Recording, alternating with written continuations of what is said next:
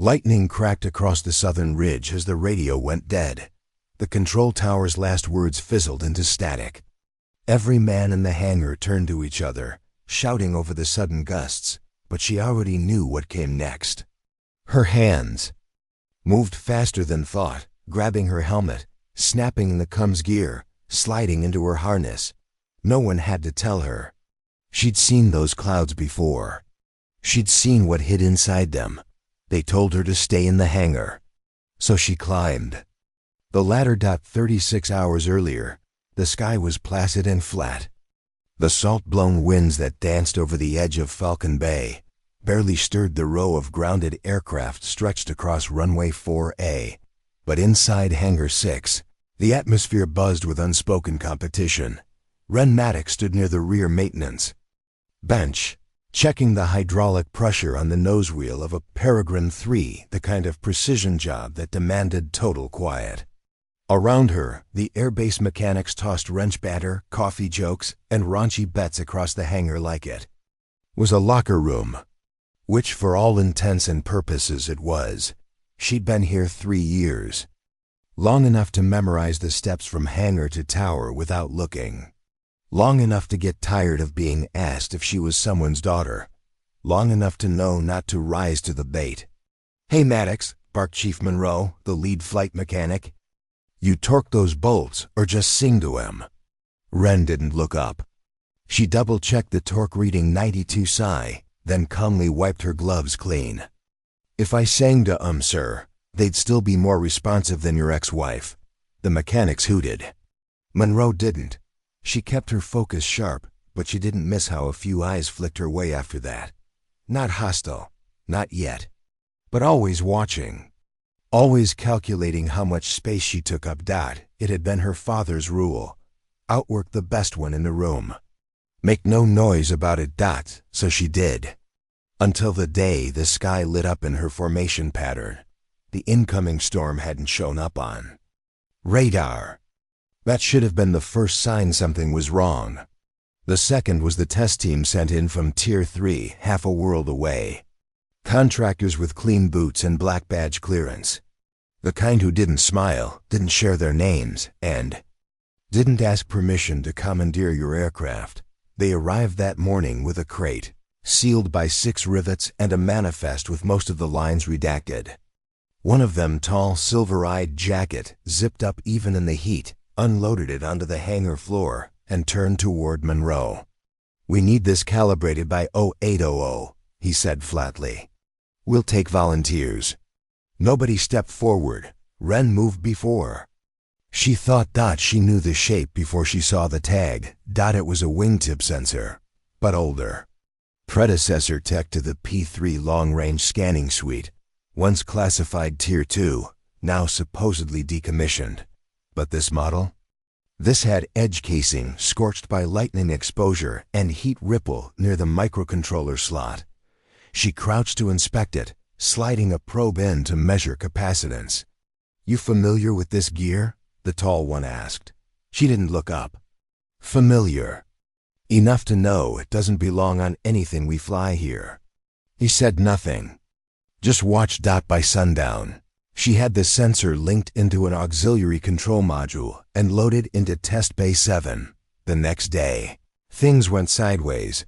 The drills were supposed to be routine standard formation flight, emergency reroute, blackout, landing. The squad of 4 pilots launched at 0730 sharp. 3 returned at 0812. The 4th was silent. At first, they thought it was a comms glitch. Then a weather spike. Then a wrong heading. But Ren saw something else. The data stream from the sensor sheet, calibrated buried deep in the test module, showed a ping. Not a plane. Not weather. Something else, moving faster than any of the Peregrines. It danced in a pattern she hadn't seen since the classified tapes her mother used to train with, back when she was in the Arctic Rescue Wing. That night, Ren stayed in the hangar late, combing every millisecond of that signal. It pulsed. Like it was searching. She was still awake when the second squad failed to return. This time, no comms went out at all. Just 4 signatures blinking off the radar. One by one, Monroe pounded the console and called it sabotage. Command called it grounding conditions. But Wren knew better. She stood by the nose of Peregrine 6-7, helmet in hand. Checklist already complete. The storm was already building. They told her to stay in the hangar. She climbed the ladder anyway. Monroe tried to stop her, tried to pull rank. But his words fell short when the wind hit the hangar doors, rattling them in their frames like the sky wanted in. The tall one's silver eyes stood by the crate. He nodded. One nod, that was all she needed. Canopy hissed shut. Systems blinked alive. Every button, every dial, every subroutine dash checked. She lit the afterburners. They tried to scramble. Clearance. Too late. She was already in the air. The clouds ahead weren't clouds at all. They moved like they were alive. Peregrine 6-7 jolted, the yoke pulling against her hand as crosscurrents she couldn't see tried to yank her off course. But her father had taught her how to feel the air, not just fly it. She corrected with microbursts, dodged the worst of the turbulence, and let instinct take over. The ping came again, this time closer. 2 blinks, then 3, a pattern. She tapped. In a command sequence, 4 short bursts of her own. 3 seconds passed. Then the sky ahead lit up. 4 blue trails in perfect formation, the same pattern she'd designed in her spare time. The one no one else had ever flown, the one they all laughed at. Now, blinking back at her from the dark, then the lightning struck. Before we jump back in, tell us where you're from. If this story moves you, please subscribe. Tomorrow, I have a special story for you. The bolt of lightning didn't strike her, at least not directly. It struck the air just beneath her, arcing in a blinding vertical spear that lit the cockpit with a white so fierce it bleached the screens. The Peregrine bucked violently, its left wing dipping hard. But Wren gritted her teeth, fought the stick back into balance, and rolled the aircraft out of the dive. Outside her canopy, the sky was alive. Not with rain, not with clouds, but with something else. The formation pattern she'd signaled was now echoing brighter, clearer, synchronized like a mirrored dance in the sky. 4 distinct pulses of light, weaving between the storm fronts, arcing in patterns no human pilot could trace. Wren blinked, checked the thermal. Nothing registered. Checked electromagnetic scan. All distorted. She tried audio. The hum she got back was subharmonic, almost musical. Something was flying with her, and it had answered. Back on the ground, Hangar 6 was chaos. Monroe paced like a caged animal, barking orders no one followed. Half the base's systems were dark from the electrical overload, and the control tower operated on backup coms only. Most of the base personnel had retreated inside after the second lightning strike grounded 2 airframes. Only Silver Eyes remained. Calm, he stood at the edge of the hangar, watching the sky with hands clasped behind his back. He hadn't moved since Wren launched. The crate beside him, now open, showed its hollow interior. Whatever had been inside its sensor or signal or something more was airborne. And listening. He tapped a single key on a tablet secured to his wrist. Somewhere far above, a satellite blinked its acknowledgement. Wren flew blind, not because she couldn't see, but because nothing she saw made sense. The storm morphed into what looked like architecture columns of glowing current that didn't move with the wind, structures made of air and charge. They held shape as she passed between them, like she was inside a cathedral made of lightning. And always, that formation. It mirrored her moves. She pulled left, so did it. She climbed, the trails followed. She rolled, spun, dipped low enough to skim the tops of the breakers 200 feet below, and the lights kept pace. But there was no fuselage. No engines. Just raw kinetic energy in the shape of flight. Her mother once said, "Some things don't want to be rescued, they want to see if you're worthy." Wren never knew if she meant people, machines, or something else. But right now, the memory felt like prophecy. She clicked the P3's intercom to record. "This is Maddox." No visual contact with craft, just the pattern. It's intelligent. I think it's responding to my movements. No aggression. Not yet. I'm going to see if it follows me into a vertical climb. She pulled up hard, her fingers guiding the nose into a steep ascent. The peregrine groaned under the G-force. Sweat trickled along her temple. Altimeter spun .15,00.18, .00.21, Then at 23,000 feet, the peregrine shuddered. Not from the atmosphere, from impact, not a collision. A coupling. Her HUD lit up alien telemetry, blinking to life across her nav screen. Her radar now showed 5 blips. She was not alone. Back at base. Command finally broke radio silence. A secure channel crackled through to Monroe's headset. We need a lockdown on Hangar 6 and immediate extraction for Asset Sierra Echo. Scramble. Ghost protocol, Monroe squinted. She's not ghost qualified. She is now. The transmission cut. Silver eyes turned from the storm just long enough to offer Monroe a hard smile. She's talking to it. And it's talking back. Up in the air, Wren didn't speak. She felt. The peregrine's controls began to resist her, not fail. Not lock, but respond differently.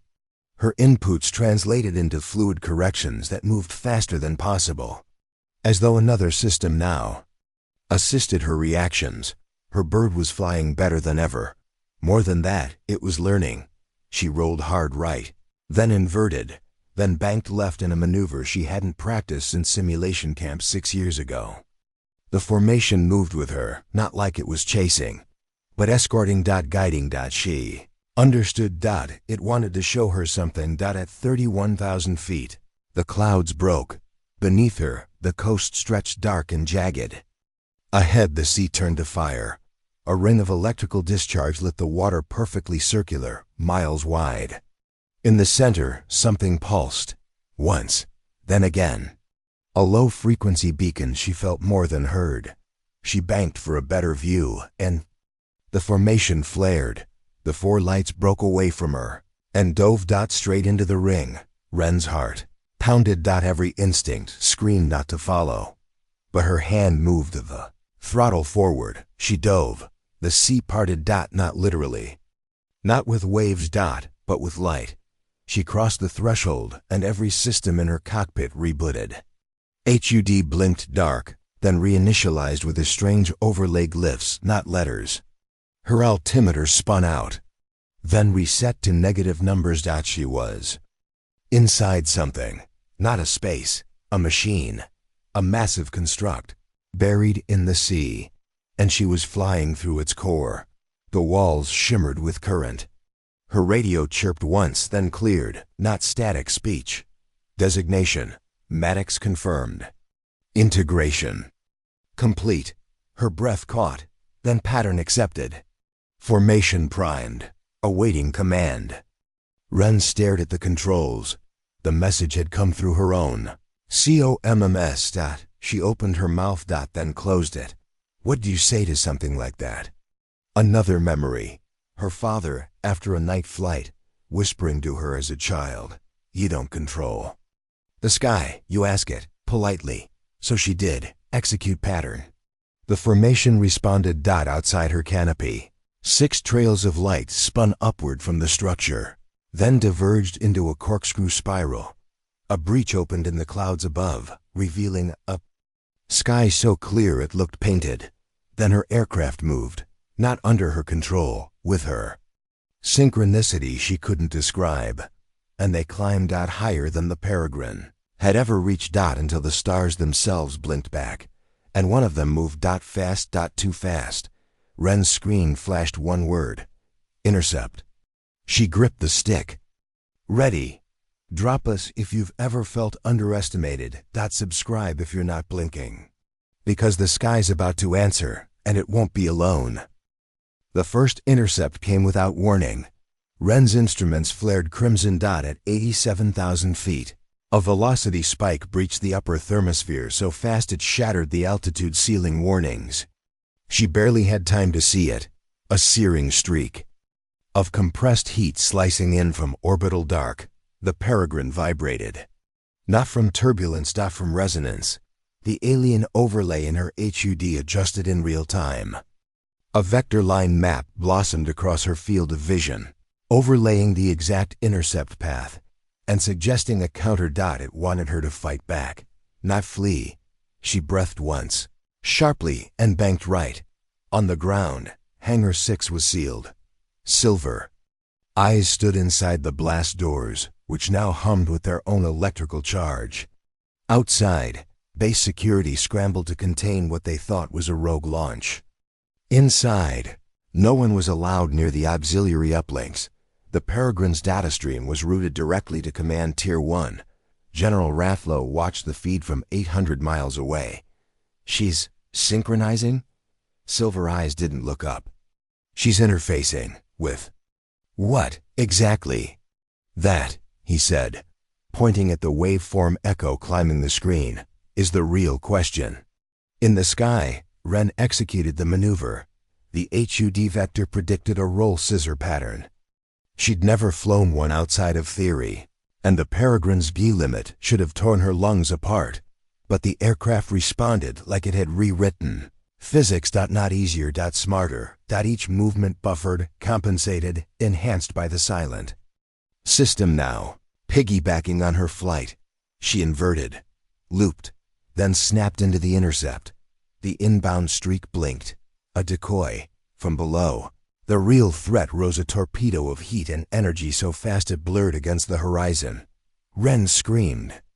Into a dive, forcing the Peregrine into an angle she never dared try solo. It held. The machine trusted her, and she trusted it back.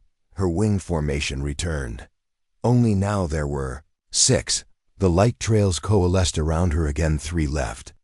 3 right, arcing in synchronized movements that traced a latticework around her. Airframe. They weren't defending, they were shielding.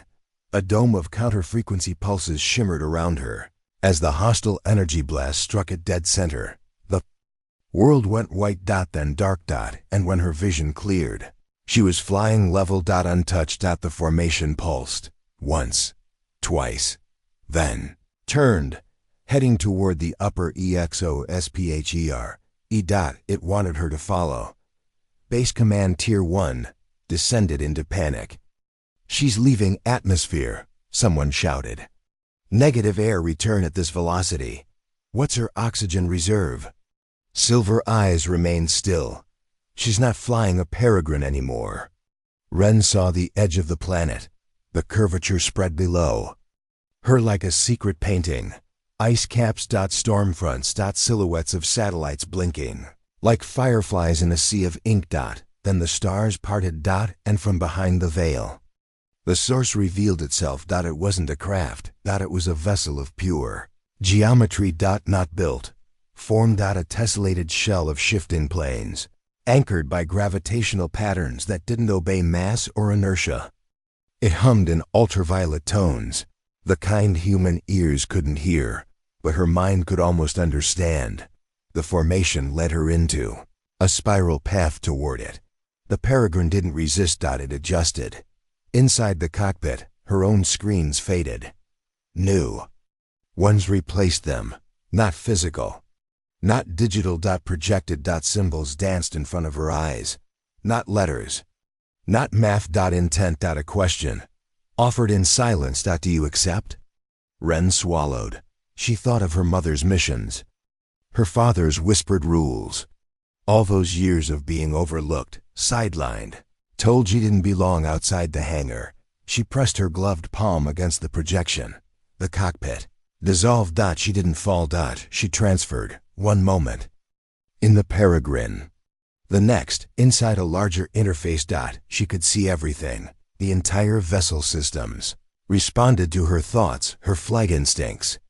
Not just understanding, but co-piloting. And outside, a dozen new threats ignited across the edge of orbit. Spear-like launches from unknown vectors, tracking the source, tracking her. The vessel's formation spun into an intercept arc. They were waiting for her command.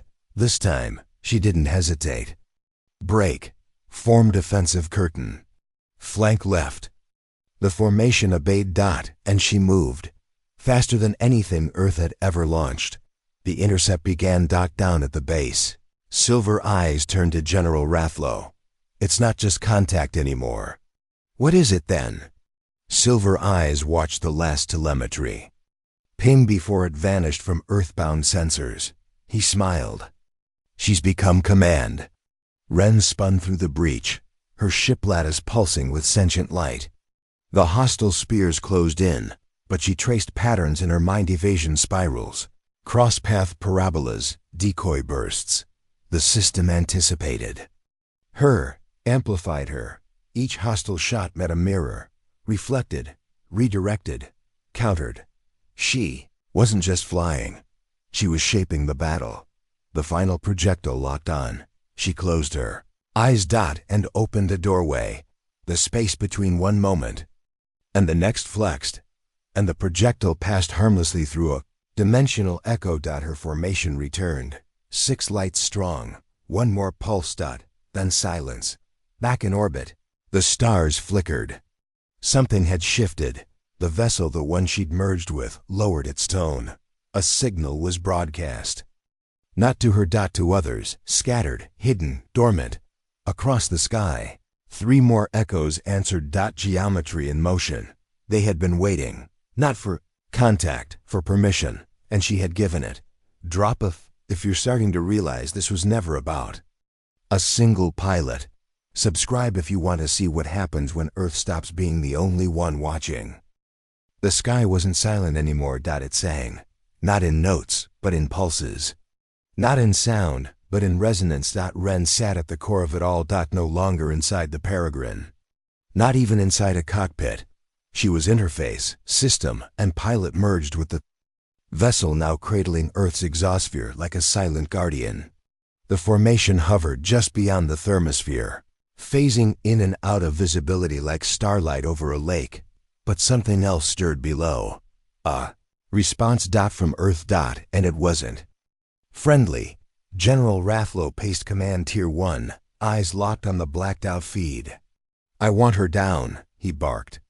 Now, before this goes any further. The technician nearest him flinched. Sir, we've lost uplink. She's off-grid. Even Tier 2 satellites aren't tracking her anymore. Then we do it manually. Fire up the stratospheric strike array. Silver eyes, standing off to the side with arms crossed, shook his head. You're thinking like a man who's still in charge. I am still in charge. Silver eyes stepped forward, pulled a data rod from his jacket, and slid it into the terminal. The screen lit up with telemetry patterns no human algorithm could have written. Not anymore, General. She's past recall, and what's following her? That's not something you want to shoot at. The system spoke to Ren without words. It showed her earthquake fault lines shifting ever so slightly. A rise in thermal anomalies beneath the South Pacific Ridge. Electromagnetic spikes mimicking solar flares. But originating from deep inside the Earth's crust, the message was clear. Whatever had awakened in orbit wasn't the only thing that had been dormant. Something below was stirring, and the vessel she now commanded wasn't here to conquer. It was here to protect, but it couldn't do it alone. She reached for the FIU controls, except there were none. Only intention. She thought of Tier 1's weapons, of the stratospheric strike platform being warmed up right now. The system understood. In response, it split her formation, half of them descending in high-speed arcs toward the upper atmosphere. Not to attack. To disable. Above the Pacific. The first warning came as static across a private research vessel. Then a blast of light peeled across the sky. The strike platform, still spooling, blinked out. Its guidance grid dissolved like dust. Tier 1 never had time to fire. Ren's thoughts raced. She needed a plan, not just to prevent Earth from reacting too violently, but to prove she hadn't gone rogue. To prove she was still one of them. If she failed, they would paint her as a traitor. If she succeeded, maybe, just maybe, they'd start to listen. She began to assemble a return vector. The formation clustered. The vessel vibrated. Atmospheric re-entry engaged. And Earth's sky once again prepared to receive her dot. She broke atmosphere in a halo of white plasma. The re-entry corridor flared like sunrise over the Indian Ocean. Below, satellites scrambled to reacquire her signature. The vessel shaped itself, not as a threat, but as a mirror, reflecting flight patterns she'd flown years before. The same ones that had been dismissed as ornamental, impractical, or inefficient. Now they were art. Now they were code, a message. Ren Maddox was coming home. Hangar 6 went silent as the air shook. No explosion. No weapon fire. Just pressure waves of it. Like the sky itself. Exhaled. A shadow passed over the base. And then it stopped. Not landed. Hovered. Directly above the tarmac. The formation parted. And in the center, lowered gently by columns of light, Ren stood. Helmet under one arm. Flight suit, darkened by plasma burns. Eyes locked forward. Alive.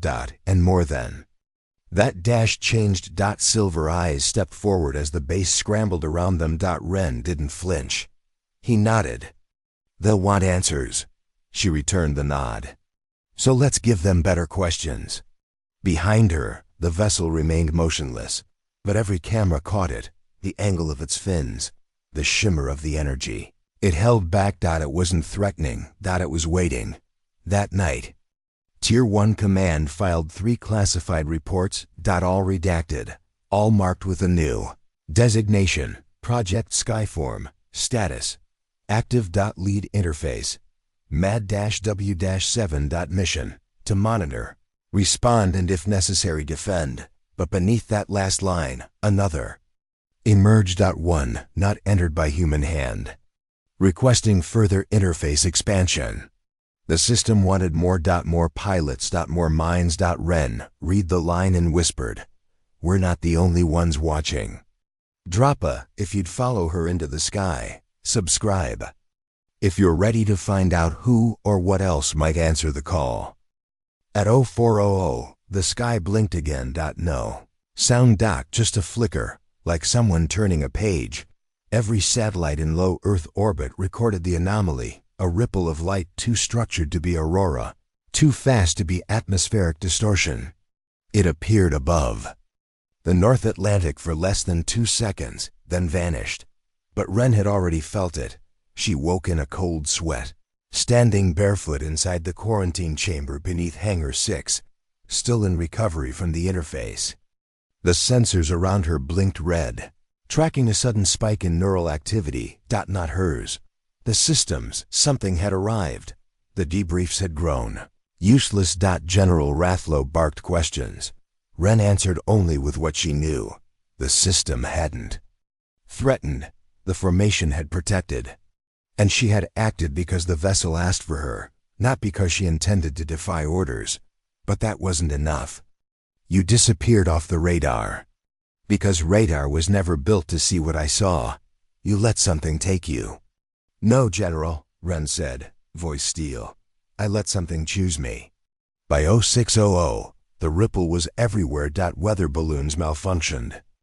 Deep-sea microphones recorded sounds in the Marianas Trench that hadn't been heard since 1978. Then an old Soviet relic, the KOSM OS-2469 surveillance platform broadcast a final image: geometry. 6 shapes, tessellating, perfect symmetry, and a 7th, hovering above them. Waiting. Silver eyes, real name unknown, but now referred to simply as the liaison, met Ren near the edge of the training field. No one else was allowed near her anymore. It's asking for something, he said. Ren stood arms crossed, wind slicing through her flight suit. Me? He shook his head. Others. She narrowed her eyes. Why? It doesn't want to be alone. The selection process began in silence.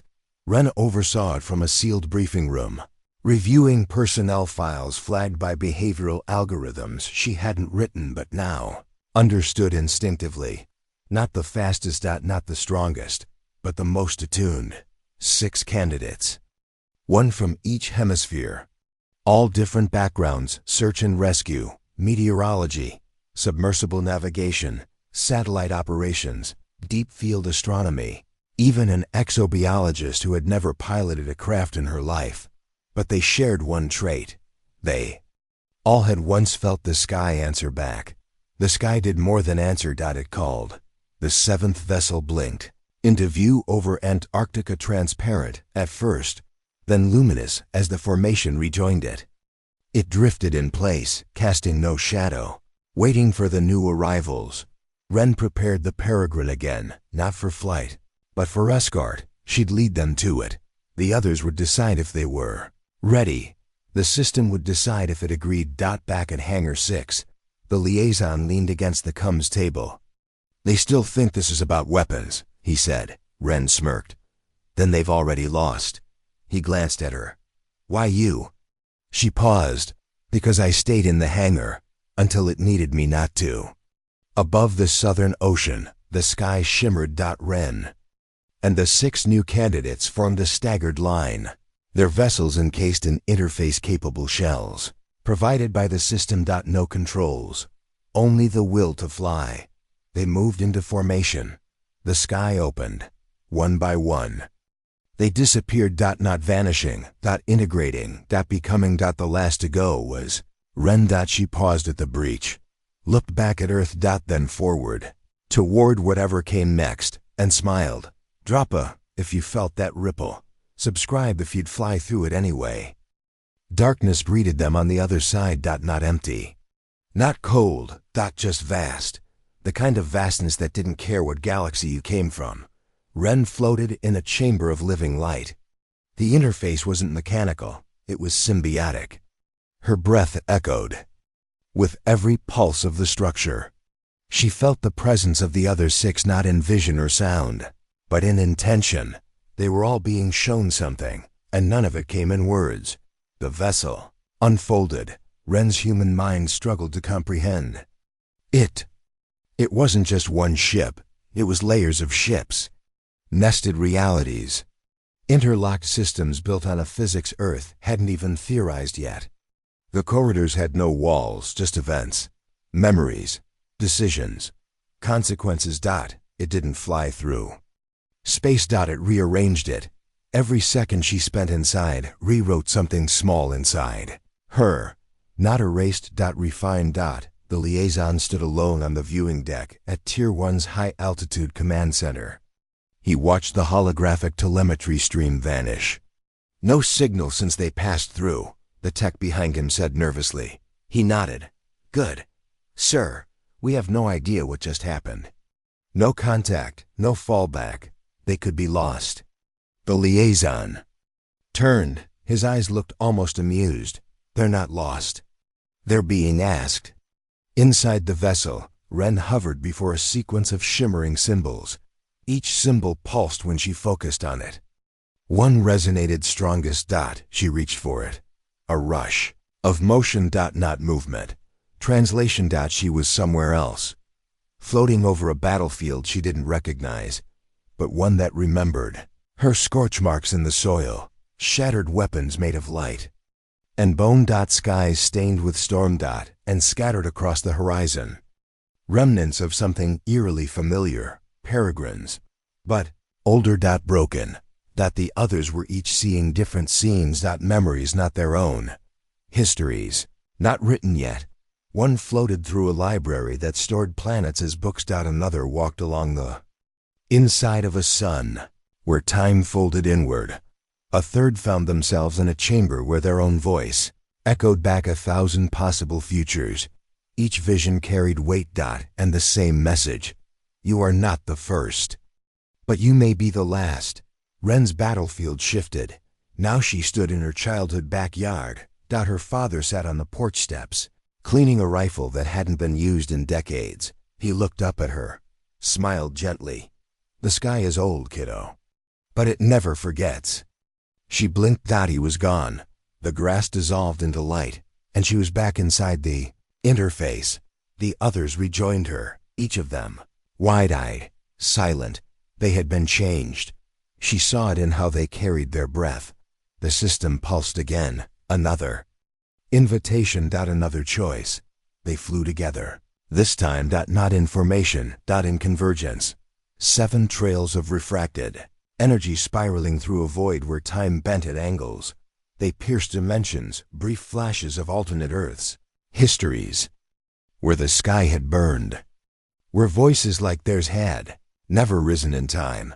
They weren't flying to escape, they were flying to remember and to prepare. Because something was following something that didn't light up the sky it swallowed it at Tier 1. Alarms triggered. In sequence not from orbit, from beneath the crust. A seismic pattern, too regular to be natural. A pulse, matching the same tessellated rhythm as the vessels, but inverted. "Sir," the tech called out, I think we woke something else." The liaison didn't blink. "No," he said quietly. It was waiting. The 7 returned, but they didn't come back alone. With them came echo shadows of data, of memory, of civilizations extinguished before they could rise. And warnings, encrypted inside the vessels. Only Ren understood the code. The sky would not open again unless Earth answered. Not with weapons. With minds, with intention. Drop A if you'd face the dark, just to understand the light. Subscribe if you're beginning to suspect. Earth was never really alone. The transmission came at 0313 hours. Not a signal, not language. A frequency. So low, it slipped under every radar band. So persistent it cracked. Old fiber optic lines in 3 continents. In Antarctica, the ice shifted. Not melted. Shifted, as if something beneath had stirred. And in orbit, the 7 vessels dimmed. Their formation tightened. Inside her interface chamber, Ren felt it like a punch to the chest. Something ancient was moving, and it recognized them. The liaison watched from the subterranean vault room beneath Tier 1 command. A vast, spherical map tracked data points in real-time pressure ridges, subcrustal pulses, magnetosphere bleeds, all converging around one point, the Mariana Trench. "Has she seen it?" Rafflo asked. "She's feeling it," the liaison answered. "Then tell her to run." "She won't." Ren didn't run. She focused. The system aligned with her thoughts, projecting data she'd never requested. Visuals she'd never seen. The trench wasn't just deep. It was a lock, and something had turned the key. From inside. The vessels pulsed in orbit. 7 minds in unison. The 6 other pilots, each now bonded to their own ship, responded to the silent summons. They formed a spear, trajectory, straight down, not to Earth. To what lay beneath it. Ren led the descent. Atmospheric friction evaporated before it could touch their hulls. The vessels manipulated pressure fields like paintbrushes, carving corridors through hurricane-level resistance with elegance. At 80,000 feet, the clouds broke. At 40,000, the oceans widened. At sea level, they didn't stop. They dove. The ocean floor raced toward them, except it didn't. It opened. Trench yawned wider than sonar had ever shown. As if, for the first time, it chose to be seen. Ren's HUD adjusted. No longer water. Now light. Deep, ultramarine light. Embedded with pulses she felt in her lungs. The formation slowed, and then below them, an impossible shape. A structure older than tectonics. Carved in angles that bent thought. And at its heart, a single eye. Closed. Sleeping. For now. The vessels halted. Not out of fear, out of reverence. This was the source. The reason the vessels had come. Not to awaken. To contain. Tier 1's base scrambled. Satellites blinked out. Oceans spiked in temperature. Then cooled. Rafflo screamed into secure lines, demanding intervention. The liaison remained silent, because he saw what no one else could. In Ren's biometric feed now echoing across all 7 vessels. There was no panic. Only clarity, only choice. The vessels reshaped, not armor. Architecture. They weren't just ships. They were locks, designed to rebind the ancient thing beneath the earth. Should it ever stir, and it had, not fully, but enough. Ren reached into the she interface, not with her hands, with memory. She pulled forward every moment she had doubted. Herself, every laugh behind her back, every order to stay in the hangar, and turned it into focus. She formed the pattern. The vessels followed. They locked. The eye stirred. Then shuddered. Then closed. Fully. Darkness returned. But this time, it was peace. Ren floated. Not in water. In stillness. A voice not hers whispered across the interface. Containment stabilized. Duration 1012 Earth cycles. Then, reinforcement required. Then, do you accept this duty? Ren exhaled. She didn't speak. She simply allowed herself to be heard. And the system understood. The 7 vessels rose. They left the trench in silence, but not before one last gesture. An encoded pattern, etched into the ocean floor. Visible only from orbit. A warning, and a promise. Drop a if you would have gone deeper. Subscribe if you believe some locks must never break. They emerged from the ocean like ghosts, 7 vessels, gleaming with sea light, silent and smooth as the moon. Fishermen on the Philippine coast reported seeing stars rise from the water. A cargo pilot swore the clouds turned inside out. But at Tier 1 command, the data told a different story. The ocean floor had shifted again, only this time it had sealed itself shut. And written across its surface, in a frequency too precise for any human hand, Ren M. She hovered in low orbit, the vessel gently spinning. No longer simply a pilot, now the keystone of something far greater. System whatever intelligence. It had changed. It no longer offered commands. It listened. The liaison stood in the blast shelter beneath Hangar 6, watching live telemetry from the returned fleet. Rathlow stood beside him. We still don't know what she is. She's still Ren, the liaison said quietly. She was just a mechanic.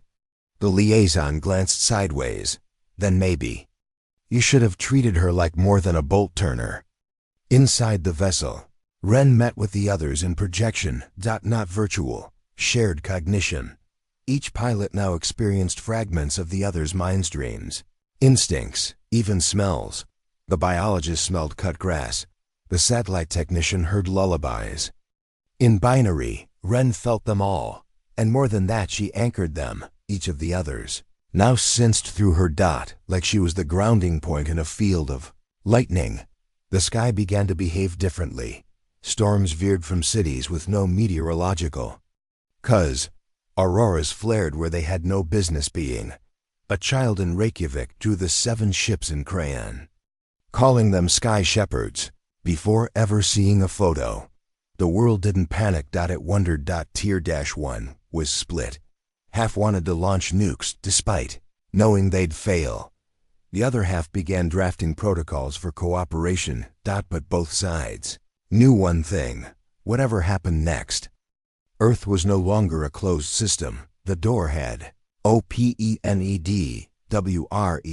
hadn't just flown through it. She'd become it. The liaison delivered a single report to the UN Security Oversight Council. Classified Level Omega. Titled Project Skyform, The Emergence. Directive Section 1, Ren Maddox's Full Psych Profile. Section 2, Unknown Vessel Synchronization. Sequence. Section 3, 7 Pilot Integration Metrics. Section 4, Final Line, handwritten. She doesn't need our permission. She needs us to catch up. That night, Ren dreamed. She stood in Hangar 6. No vessel. No tech. Just her father, seated cross-legged on the floor, wiping oil from an old socket wrench. You get to choose now, kid, he said, not looking up. She swallowed. Choose what? He smiled. Who gets to follow you? She woke. The vessel was waiting, outside her canopy.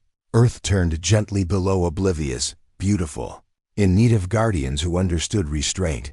The system pulsed once. An interface opened. Inside it, personnel files. Thousands. Each one tagged. Not by skill. But by instinct. The system wanted more, not warriors. Witnesses. Ren began sorting. Not by rank. By resonance. She felt each name in her chest. Like tuning forks, some hummed, some buzzed, some disappeared. She picked 12. 12. New keys for 12 dormant vessels hidden across the globe, each buried in places where stories had gone to die. A Tibetan cave sealed by song, a Baltic trench shaped like a helix, a desert ruin where compasses failed, a jungle where nothing cast shadows, each one waiting, now, no longer asleep. The age of pilots was ending. The age of interfaces had begun, and Ren was its architect. Drop a... If you're starting to see the pattern, subscribe, if you'd trust her to pick your name from the stars. The first new vessel didn't rise, it answered at 0432 GMT. Deep beneath the sand dunes of the empty quarter, seismic monitors detected a harmonic tremor identical in frequency to the Skyform vessels. A research team, rerouted by Ren's selection algorithm, found the sand glowing. Not hot, not molten, resonant. They stepped back just as the ground caved in, and from beneath it, a shape emerged carved in prisms of blue crystal, coated in centuries of dust and sky. It didn't lift, it waited, because it wasn't looking for the strongest. It was looking for the right one. That one's name was Sarah El Fad, not military, not trained, a field cartographer who sketched wind patterns and mapped forgotten trade routes with ink and a telescope. She wasn't briefed. She was called. Her name had shimmered in Ren's selection field, not brightest, but most attuned. Ren watched from orbit as Sarah approached the waiting vessel. No guards. No advisors. Just curiosity. And as she placed her hand on the hull, the sand stopped shifting, the air steadied, and the vessel opened like a flower. Tier 1 command scrambled. Again, not out of fear, out of irrelevance. The liaison didn't brief Rathlow. He didn't need to, because for the first time, another general had stood up during the meeting and asked, "What if we're not supposed to be in charge anymore?" 12 vessels answered. One by one, hidden under the Vatican. Crypts. Inside a dry lakebed in Nevada that had never been wet, frozen beneath a dead glacier in Mongolia, floating inside a hollow meteorite orbiting Saturn's third moon, each one humming, in sync with a chosen mind, each one saying the same thing: "We're ready." Ren hovered above the earth, her interface growing more fluid with every passing hour. She no longer needed language to speak to the system. She used truth. Memories. Instinct. The scent of ozone. Before a storm. The ache in her wrist when a wrench slips. The weight of a helmet. Before the first flight. These became her grammar, and the vessels understood. But then the silence broke. A burst transmission, untraceable, pierced the system. Encrypted. Yes, but familiar. It wasn't human, but it used to be. The interface recoiled for the first time. Not in fear. In grief. Because what answered wasn't a machine. It was a memory, scarred and broken. A voice Ren didn't recognize but felt. One word echoed across the neural field: return. Then, "She's not ready." Then silence. The liaison felt it too. From Tier 1's chamber, he went still. His knuckles whitened. He remembered that voice. From a failed mission. Long classified. From the pilot they lost before Ren. One who never came back. One who had also been chosen, but not accepted, until an OWWREN sat still. Not afraid, just listening. Then she opened a channel to the other 12. Spoke a single sentence: "One of us is already out there." The system pulsed once. Then overlaid a map. The outer rim of Saturn, a ghost signal. A vessel that had not answered, but still breathed. She turned toward the edge of the system. She didn't ask the others to follow, but they did, every single one. They launched not in formation, but in unity. Not because Ren was commander, because Ren was truth, and something broken in the dark was calling her name. Drop a If you believe not every lost thing is meant to stay hidden. Subscribe if you're ready to follow her to the edge of the system. The ghost vessel drifted in Saturn's shadow. No lights. No pulses. Just mass cold. Still. Forgotten. Yet the closer Ren flew, the more she felt it, like an echo of breath trapped inside ancient stone. Her vessel shifted, not in posture, but in tone. The harmonic resonance lowered, becoming somber. The others followed suit. They weren't approaching an object. They were approaching a grave. The signal grew stronger, not in volume, but in focus. That it wasn't asking for help, that it was remembering. Ren opened the interface and let it speak. What emerged was not words, but a sequence of choices, one by one. Too fast for human thought, too painful to ignore. Every failed command, every aborted launch, every time the pilot chose fear. It had been rejected, not by the vessel, but by itself. Her name had been Lei, Cody name. Hello Echo 9. She had been the first, before any of them. A test case no one was supposed to remember, but the vessel had remembered her, because she never disengaged. Even as her body failed. Her mind stayed inside. And now, after 12 years of silence, she had reached out. The others watched as Ren's vessel gently rotated, aligning with the drifted mass. Her canopy dissolved, and the void accepted her. She stepped out. No suit, no helmet, only the vessel's light surrounding her. She floated across the space between, reached the hull. And touched it. The interface screamed. Not in terror. In release. 12 years of isolation spilled into Ren's mind. Fear, cold, wonder, abandonment. Then recognition. The system flared. The ghost vessel lit. Colorless light bled into the dark. One symbol burned across its skin. Lay. Inside the vessel. Time fractured. Ren saw her. Suspended. Unaged. Alive in a way no biology could measure. Trapped between decision and doubt. She had reached the threshold and stopped, because no one believed she had been chosen. Until now, Ren didn't speak. She extended her hand. Lei's eyes opened, not confused. Grateful. She stepped forward. Their fingers brushed. And the ghost vessel sighed. The others felt it ripple through their own interfaces. A return, a reunion, not resurrection. Reconne. CTION. Ren helped Lei step into her vessel's core. The systems spun up, not as they had before. Stronger. Like a wound had closed. And now something new could begin. In Tier 1's quietest chamber, the liaison received a silent alert. New designation activated. Vessel 00. Cody name Phoenix Drift. Status linked. Interface recover. Operator Lei Zun. Confirmed by Maddox-Ren. The 13 flew back, not in silence, but in chorus. Their harmonics, now richer, because they weren't just chosen, they were complete, but far beyond their flight path. Another vessel stirred, not awakened by the signal, but by its interruption. Its walls were not curved, they were hollowed.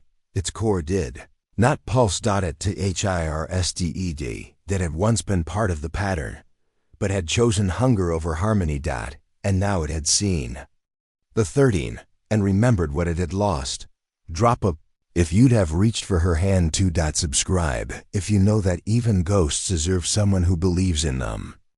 The hollow vessel moved without light, not drifting. Hunting. Once it had sung in harmony with the others, long before Earth had language, before the first wheel turned, before even the concept of time separated cause from consequence. But it had turned. It had chosen consumption. Not of matter. Of will. Ren felt the disturbance before the system did. Single discordant note vibrated through the interface. Low. Sharp. Like a bent string on a cello snapped mid-symphony. The others froze in their vessels. Even Lei, newly returned, grew still. Something was unthreading the pattern, and it knew their names. Far beneath the crust of Io, mining sensors registered a tremor, not seismic. Algorithmic. A frequency not native to the Jovian moons. The data hit Tier 1 servers, but the liaison was already gone. Standing in Hangar 6, eyes on a leave stream of Ren's heartbeat. He'd seen this once, before. Just once, and it had nearly ended the system. The vessel had no Pilot. Not anymore. It had consumed its own. Turned choice into entropy. Interface into cage. Now it wanted more. Not to return to the pattern. To replace it. Ren gathered the 13 inside a thought space engineered by the system. They stood in a ring of starlight, each pulsing with the color of their chosen vessel. She didn't issue orders, she invited intent. One by one, they stepped forward. Not to fight. To anchor, because the pattern could not be maintained through force. Only through belief. But Lei hesitated. The system had failed her once, had watched her vanish, and no one had come. Ren reached for her hand again. We didn't know what we were listening for, she whispered. Now we do. Lei nodded. And stepped into position. The pattern resumed. The hollow vessel sensed them. It didn't attack. It answered. With mimicry, 13 false signals, mirrored. Harmonics. Each one shaped like a lie. Each one crafted to fracture the unity Ren had built. The system struggled. Ren's interface trembled. Data loops spun backward. Familiar faces, her father, her mother, her childhood self appeared in the control feed, distorted, weaponized. They told her she didn't belong, that she never did, that she wasn't chosen. Just convenient. Her palms bled light. She gritted her teeth and pushed back. You're not my memories. The pattern flared.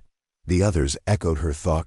Lei projected strength, not denial, but acceptance. Cyrus sang wind patterns into the void. The exobiologist whispered a word only she understood. Each of them reclaimed their anchor. And the mimicry shattered. The hollow vessel shuddered.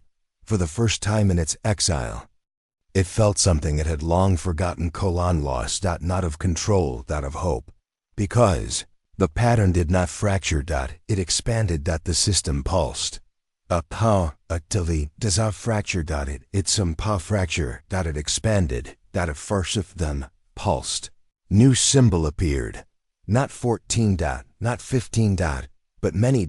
As if Earth wasn't the only world being watched. As if other songs were tuning in. Old ones. Waiting. Listening. Hopeful. Droppa. If you believe unity is louder than fear, subscribe if you're beginning to suspect this was never just about Earth. The pattern did not break. It multiplied. All across the system, hidden in asteroid belts, veiled in the folds of gas giants, slumbering within dormant satellites. Vessels stirred. Some answered with light, others with vibration, and one, ancient, beyond words, hummed a song not heard since the first molecules danced into life. Ren heard them all. And smiled. The hollow vessel recoiled. It had not anticipated resistance, certainly not from a mechanic. But Ren wasn't alone. She never had been. Every fragment of the system now rooted through her. The networked will of 13 vessels. Harmonized by trust. No command structure. No superiority. Just belief. The mimicry faded. The false echoes scattered like ash in starlight. But something remained. Kernel. A seed of hunger deep inside the hollow vessel. Still fighting. Still whispering. Ren reached out. Not to destroy it. To offer return. The liaison watched the signal cascade. The system's central frequency had gone non-linear, transforming into something no Tier 1 theory could model. He turned to Rathlow, who said nothing now because he understood. They weren't witnessing a battle. They were witnessing healing. The hollow vessel began to shake. Not from rage. From remembering. Fragments of its old code reactivated. Snippets of flight logs. Half-formed interface glyphs. Even a name. Vessel 04, its pilot's tag, Nira. A name no one on Earth remembered. But Ren did. The system had shown her. A pilot. Who was lost. Not because she was weak, but because no one reached back. Now, Ren reached. She pushed her consciousness into the breach. Into the hollow. Her vessel warned her risk of corruption. Cognitive drain. Memory bleed. She ignored it. Because what waited inside wasn't a monster. It was mourning. Inside. Nera's echo floated. Cold. Disoriented. Double quotes. Why didn't they answer? She whispered. Ren offered her a single memory. The moment she first tightened the bolt on her father's prop plane. The joy of a perfect seal. The sense of belonging. Neera's breath hitched. She remembered. And her vessel lit. From Tier 1 to the farthest moon. Sensors overloaded. Two vessels, Ren's and the hollow dash aligned. Then merged. Patterns, not into one, into coherence. The kind the universe was built to respond to. The 13 held formation. Now 14, a full ring. And in the center, the pulse. New shape in spacetime. A synthesis of memory, intent, and trust. The system wasn't complete. It was ready. Lee whispered, "It's singing." Sarah nodded. "So are we." Ren closed her eyes. Let the tone wash through her. And somewhere in that perfect note, a gateway opened. Not to escape. To explore. To understand what else had waited this long for them. Earth watched, for the first time in its recorded history. A chorus of lights danced across its sky that no nation controlled. Children called them skyflowers. Elders whispered they'd seen them before. And in the dark, something older than time stirred. Not in fear. In welcome. Drop a, if you believe. Even broken systems can sing again. Subscribe if you're ready to follow. Ren through the gate. Because where we're going next, she's not just guiding us. She's building the map. The gate opened without force. No wormhole. No tear. Just a bloom. A fold in the fabric of everything. As if the universe remembered how to breathe inward and let something pass through. Ren led the way. The 13 vessels, and now Neera's 14th, aligned like petals, each humming its own note, each reflecting the memories of its pilot. They didn't accelerate. They translated. One by one, they passed into the fold and disappeared from all known signals. Tier 1 fell silent. Our satellites. No eyes. Only the liaison remained steady, because he understood this was the next chapter. And chapters were not written in control rooms.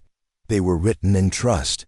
Ren emerged on the other side. And gasped. Not at what she saw, but at what saw her back. An entire arm of stars had bent to welcome them, like a corridor of suns. But each orb pulsed with something more than light. It was memory, whole civilizations folded inside.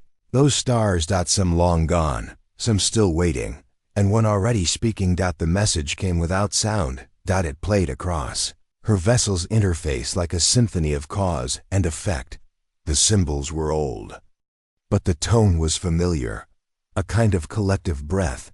"We have been watching. We did not interfere. We wondered if you would find your pattern," Ren responded without words. Just opened her mind. And the stars answered. Now the real work begins. The other pilots emerged behind her, each vessel translating with its own tempo. They found themselves in an open field of dimensions, possibilities, intersecting like tides. Planets formed. Mid-thought. Moons rose in response to intention. It wasn't chaos. It was canvas. And the system began to write. Sarah charted gravity threads like calligraphy. Lei found echoes of worlds with breath, but no voice. Neera walked the edge of unspace and returned. With answers in her skin, Ren stood in the center. Not commanding. Composing. One world responded directly. A water world shaped like a spiral, orbiting a dead neutron. It had no land. No sun, but it sent out a pulse. A welcome. A challenge. A question. The 14 answered. They landed. Ren stepped onto the waves. They held her like stone. The air shimmered with refracted, memory visual echoes of every flight she'd ever taken. And then the sea whispered, "Why do you lead?" She didn't answer with words. She remembered, and the water understood. Beneath the surface, structures rose. Not buildings. Ideas made visible. A cathedral of shared memory. Inside, glyphs of every human doubt. And beside them, every choice made despite that doubt. That was what made Ren different. Not certainty, but courage. The planet asked again, "Are you willing to keep going, even if no one follows?" Ren looked back at the others and smiled. They were already stepping forward, all of them together. The gate behind them. Pulse. It would not stay open forever, because gates are not meant to remain doors. They are meant to become bridges. And Earth was learning to walk. In Tier 1. A new signal appeared. One not from deep space, but from deep within. Children across the world began to dream of lights. Mechanics touched old machines and found them warm. And someone in a forgotten village sketched the pattern on a wall they'd never seen. The system was expanding. Not just outward. Inward. Drop a. If you believe the journey's just beginning, subscribe. If you'd follow her through every gate. Because where we go from here, Ren's not just the map, she's the key. Light doesn't travel here. It listens. In the quiet beyond the fold, where physics curled like smoke and probability wept into design, Ren stood on a world that answered in memory instead of motion. Every step forward played a note from her past. Her father's voice. Her mother's breath. The clink of a dropped wrench against a hangar floor. This wasn't nostalgia. This was resonance. And it had a purpose.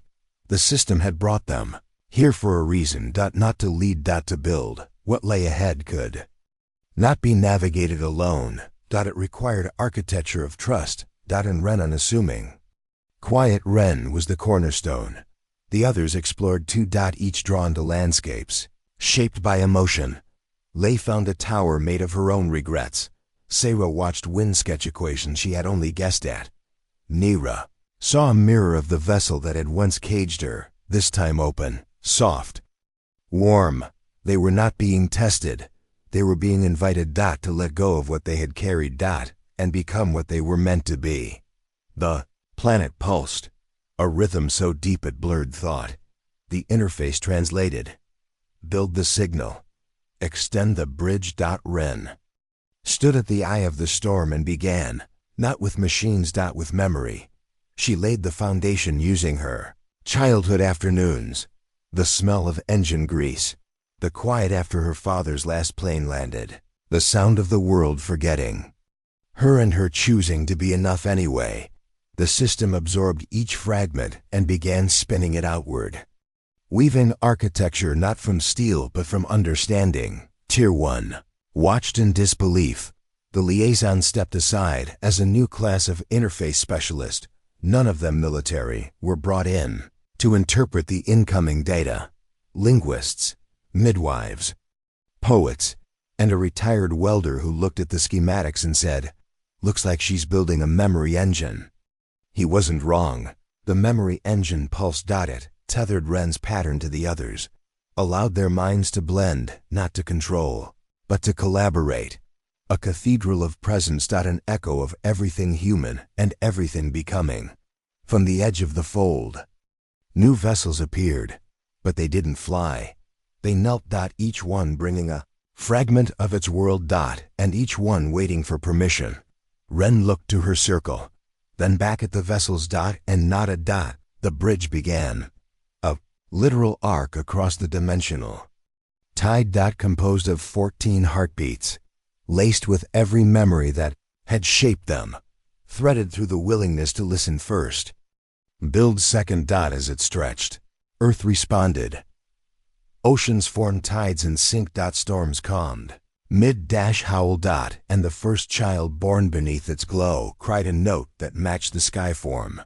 Pulse. It was no longer theory. The pattern had embedded itself in life. Ren stood beneath the growing structure and whispered, "This is not the end."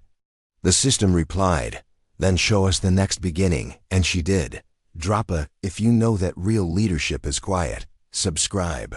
If you believe the future is built from memory, not command, because tomorrow the sky answers back.